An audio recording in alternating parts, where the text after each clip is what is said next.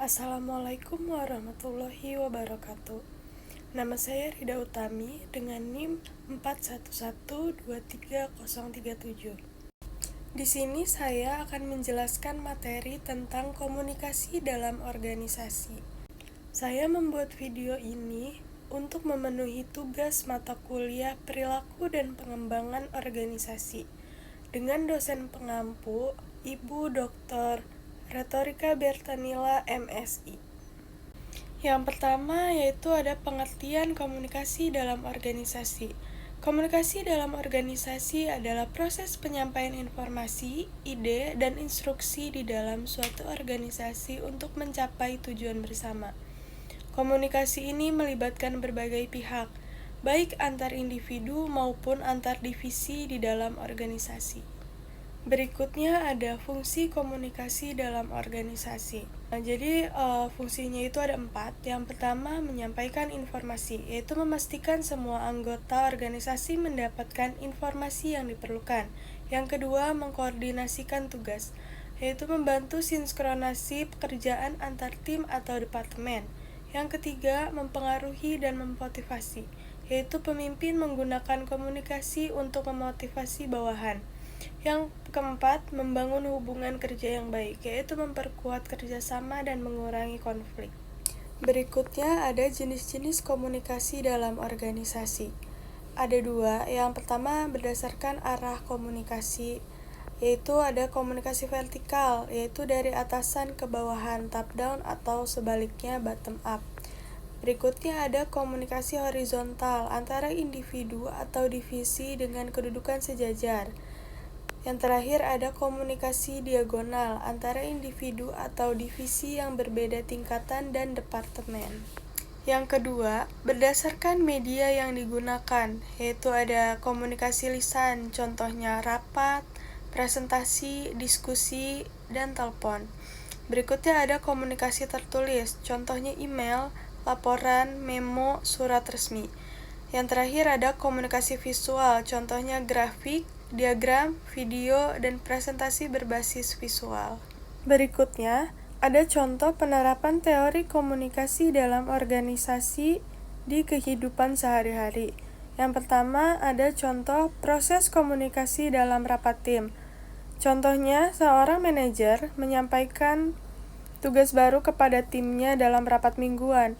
Ia menjelaskan tujuan, metode, dan setelah itu anggota tim memberikan umpan balik dengan mengajukan pertanyaan atau memberikan saran. Dengan contoh penerapan teori, proses komunikasi terjadi melalui pengirim yaitu manajer, pesan yaitu tugas baru, saluran komunikasi yaitu rapat langsung, dan penerima yaitu anggota tim, serta umpan balik yaitu tanggapan dari tim. Yang kedua, ada contoh komunikasi vertikal dalam hierarki organisasi, yaitu contohnya seorang karyawan mengajukan laporan perkembangan proyek kepada atasannya setiap minggu. Sebaliknya, atasan memberikan arahan dan evaluasi kinerja kepada karyawan. Contoh penerapan teorinya yaitu komunikasi terjadi secara vertikal ke atas, karyawan ke atasan, dan vertikal ke bawah, atasan ke karyawan, yang membantu dalam pengambilan keputusan dan koordinasi kerja. Selanjutnya ada contoh studi kasus dari PT Alpen Food Industry atau AFI. Produsen es krim Aice pernah mengalami konflik komunikasi internal yang signifikan dengan serikat buruhnya. Konflik ini berpusat pada ketidakpuasan pekerja terhadap kondisi kerja, termasuk isu upah, jam kerja, dan perlakuan terhadap buruh hamil. Ketegangan ini memuncak dengan aksi mogok kerja dan protes dari para buruh. 1. Ada analisis konflik. Jenis konflik yaitu penelitian menunjukkan bahwa konflik yang terjadi bersifat hubungan atau relationship konflik yang berpotensi menurunkan motivasi dan produktivitas karyawan.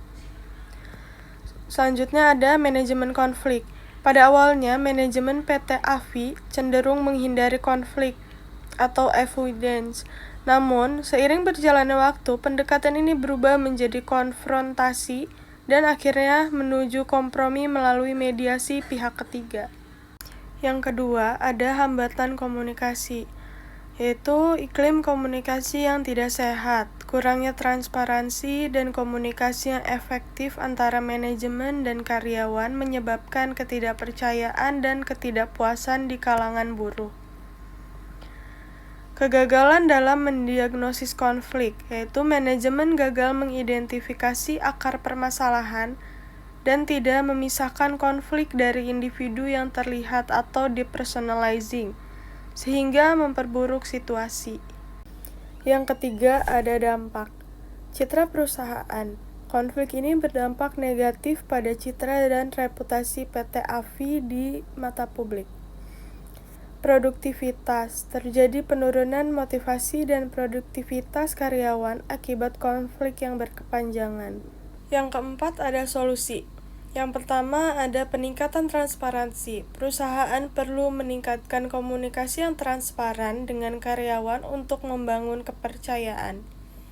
Yang kedua, ada pelatihan manajemen konflik. Manajemen sebaiknya mengikuti pelatihan dalam mengidentifikasi dan menyelesaikan konflik secara efektif. Yang ketiga, pendekatan kolaboratif. Mengadopsi pendekatan resolusi konflik yang kolaboratif dapat membantu pencapaian solusi yang saling menguntungkan bagi kedua belah pihak. Yang terakhir yaitu ada kesimpulan.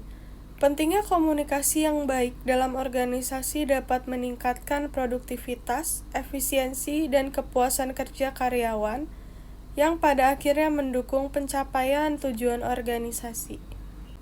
Sekian materi yang dapat saya sampaikan, kurang lebihnya mohon maaf. Wassalamualaikum warahmatullahi wabarakatuh.